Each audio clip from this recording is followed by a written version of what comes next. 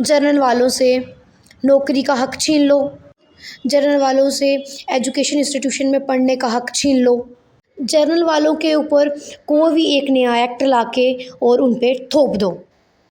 अगर जनरल वालों के ऊपर कोई एससी और एसटी का आरोप लगाया जाए तो उसका दुरुपयोग हो रहा हो तो उसके ऊपर कोई भी एक्शन मत लो, क्योंकि जनरल वाले वोट बैंक नहीं हैं। जो सही में वोट बैंक है उनका सपोर्ट करो और उनका साथ दो, क्योंकि जनरल वालों को तो आपने जाति के नाम पे बांट देना है और लास्ट में जो लोग हैं वो भूल जाते हैं ये सब चीज़ें। पहले मुझे लगा शायद मुझे इस चीज़ के बारे में नहीं बोलना चाहिए, नहीं उसके लिए वीडियो बनानी चाहिए, बट अब ये चीज़ें बहुत ज़्यादा हो रही हैं, इसीलिए मैंने भी इस चीज़ के बारे में वीडियो। आप शायद समझ ही गए होंगे मेरी वीडियो से कि मैं किस चीज़ के बारे में बात कर रही हूँ। जो ये यूजीसी एक्ट लगा है, ठीक है, हम किसी भी कॉस्ट के तरफ से नहीं बोल रहे हैं या किसी भी कॉस्ट के अगेंस्ट नहीं बोल रहे हैं। हम अगेंस्ट उस चीज़ के बोल रहे हैं कि जो चीज़ आप कर रहे हो, ठीक है।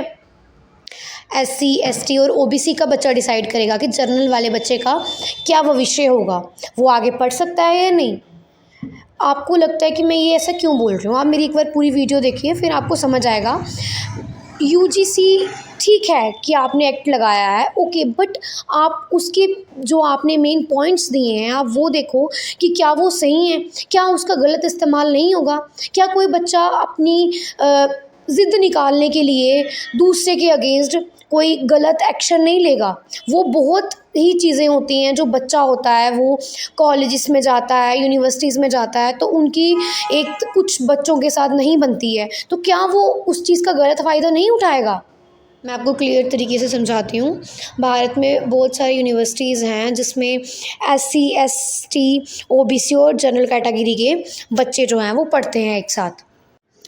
भारत सरकार का कहना है कि एससी एसटी और ओबीसी के साथ में जो है वो जातिगत भेदभाव होता है, उनके साथ शोषण किया जाता है। इसके लिए ये कानून लाया गया है। चलिए इसके साथ हम खड़े हैं।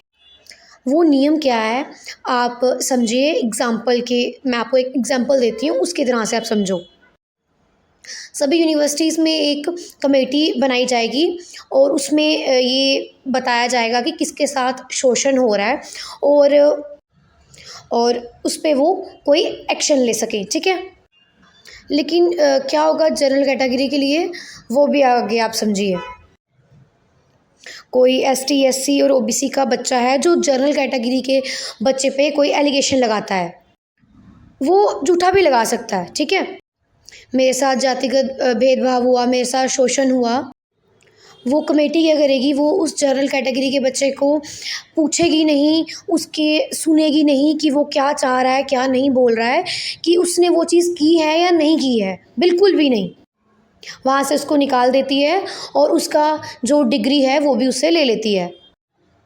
उसको अगर लड़ना है अपने लिए तो वो कमेटी उसकी बात नहीं सुनेगी, उसको जाना पड़ेगा कोर्ट कचहरी के चक्कर काटने के लिए।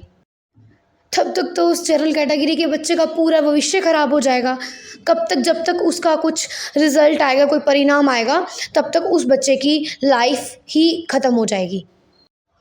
आई मीन टू से कि उसकी भविष्य पूरा ख़राब हो जाएगा उस टाइम तक।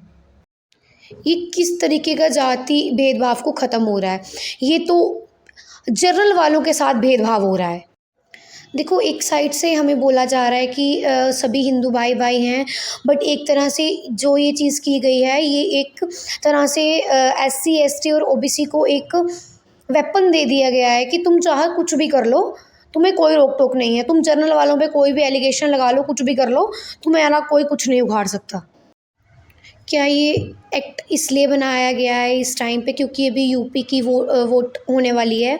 देखो, हम किसी भी रिजर्वेशन के ख़िलाफ़ नहीं हैं या हम किसी भी चीज़ के ख़िलाफ़ नहीं हैं। हमें बस ये है कि जो ये एक्ट निकाला गया है जनरल वालों के ख़िलाफ़, ये सही नहीं है। देखिए, आप दोनों चीज़ों को एक इक्वल करो। एससी एसटी ओबीसी जनरल वालों के लिए इक्वल होना चाहिए। अगर जनरल वाला भी कोई एलिगेशन लगा सके तो उसके लिए भी आप सुनो, ठीक है। अगर जनरल वालों के साथ कुछ गलत हो रहा है तो वो भी आप सुनो। यहाँ पे ये है कि सिर्फ एससी एसटी और ओबीसी ही कुछ बोल सकते हैं, जनरल वाले कुछ नहीं बोल सकते हैं। अगर वो कमेटी बनाई जा रही है तो वो भी सिर्फ ओबीसी एसटी और एससी वाले ही होंगे। तो क्या आप मुझे ये बताओ, अगर जनरल वाला कोई जाके वहाँ पे उसके साथ कुछ गलत हो रहा है तो क्या उसकी वो सुनेंगे? बिल्कुल नहीं सुनी जाएगी।